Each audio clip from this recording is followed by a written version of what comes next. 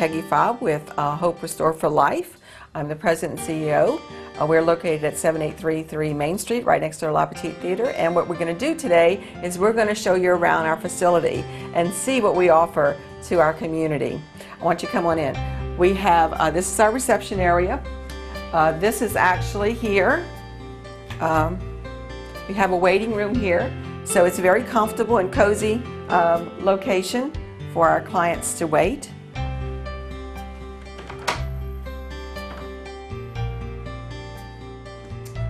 This is our reception area. And we do have volunteers, like we said earlier, our volunteers come in every day. We have a different person. This is our counseling room 1, where we see a lot of the girls. And as you can see, we have lots of material available. What we do is when the girl comes in, we'll sit down and talk with her a little bit, get to know her, and help her feel comfortable. And just kind of connecting with her a lot. So once we do that, then we start interviewing her and doing her intake, and then performing the pregnancy self-testing with her, so that she can determine what if she's pregnant or not. We do have lots of material. As you can see, we have lots of brochures. We make sure that we have enough information here as we're assessing the girl's situation, whether she's pregnant or not, her home environment, her background, and her history. We have enough tools here to get her in a program to help meet most any need that she has. So these are all of our material. We have lots of material on abortion choices, adoption choices, post-abortion recovery, healthy relationships, parenting. We have baby care videos. We have sexual integrity programs, or what we call abstinence programs, to teach teens, basically it's geared towards the teenagers, on how to relate in relationships.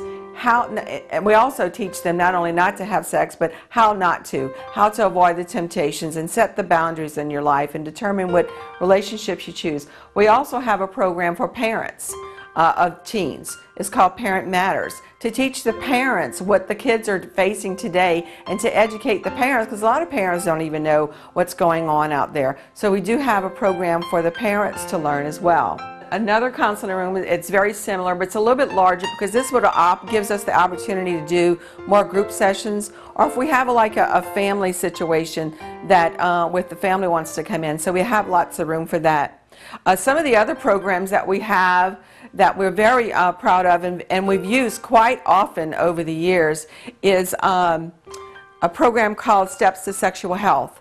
That program is designed by Dr. Doug Weiss, who's a psychologist who deals in sexual trauma, and he takes us through a 10-session series on how to overcome sexual abuse or sexual misuse, and how to identify pornography behaviors or sexual addiction behaviors and help them overcome those things. So we have that program. We have another one called Focus on Fertility. That's a 45-minute training on how a woman's body works. A lot of these girls don't understand their fertility and how valuable it is to protect it, because if you don't protect, they don't protect their bodies, they don't protect their fertility that God has given them, then they can possibly get to a situation in life where they're not able to have any children because they haven't taken care of their bodies. So this program really teaches them the value of their body and their fertility and how to protect that so they can have children in the future, and how to track their cycles as well. We have another program called Blueprints to Sexual Integrity, which I really love, and would love to get a lot of engaged couples in here for that.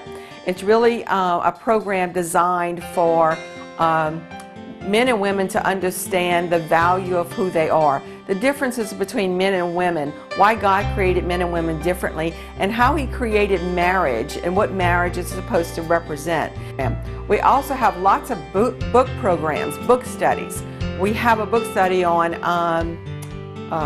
Free Yourself, Be Yourself, understanding what guilt and shame can bring onto your life and how to free yourself from that guilt and shame so you can overcome those things in your life, to understand that forgiveness is there for you so that you can have a better life and make better decisions. and value yourself differently. We have a program called Single Men Are Like Waffles and Single Women Are Like Spaghetti, and it comes with workbooks. Really great understanding of how a man's brain is wired versus a woman's brain is wired. We have a book called When God Writes Your Love Story. It also comes with a workbook. So a lot of our programs we have book programs, book studies. If anybody's interested in coming in, doing a group session, we have the workbooks to go with it, and we love it. Our post-abortion recovery program is called Forgiven and Set Free. We have them for men and for women. It's a Bible study that teaches, helps women overcome their abortions, and also men healing from either being a part of being an abortion or abortion was done on a girlfriend and aborted their child without their knowledge, and they somehow later found out, and how it affected their lives. So we do that as well. As we walk this way, we have a hallway, which is another area which lots of brochures. This purple box right here is a really unique idea, and the girls really love it. It's called God's Inbox. And what we do is, really I did it for my own purposes at first, but I realized it really works for everybody. So what we want to do is, if a girl has an issue or a problem, we ask her, so would you want to just write a prayer down and ask God to help you? Write that prayer down, put it in God's inbox, give it to Him, cast your cares upon Him, and He'll be there to help you. So that symbol, that physical act, to write the prayer down and put it in the box, really, you'd be surprised what it does to this girl's emotions at that moment. That peace, sense of peace that comes over them when they do that, and encouragement is it's really exciting to see. So we do have that box, and we do encourage them to write their prayer and give it over to the Lord. This is our baby closet. This used to be an old bank vault. We have lots of generous people in our community that have baby showers randomly and bring in lots of baby supplies.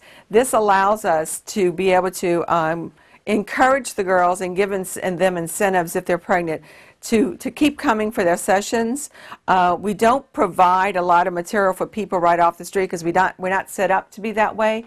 Our job is to really help educate them, and in the process of educating them, award them with gift items to help them get started with their baby supplies. We have boys' clothes on this side, and girls' clothes on this side.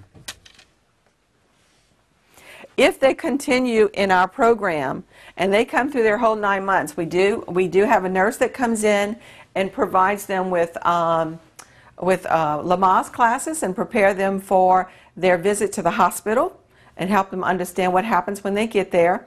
What we like to say is we like to take away the fear factor from a girl when she comes in and she's pregnant, especially if she's pregnant for the first time. We like to really calm her down and educate her enough to where she's not afraid.